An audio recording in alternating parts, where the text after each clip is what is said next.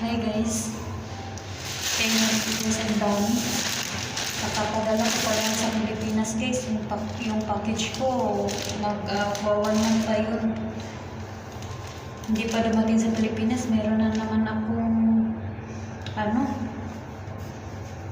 nakuha sa mga amo ko. Pinagtatapon na kasi ito guys, kaya hiningi ko na lang. Madami puro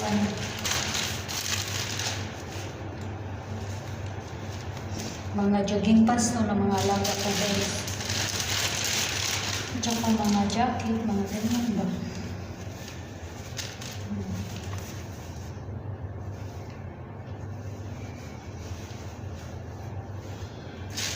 Madami.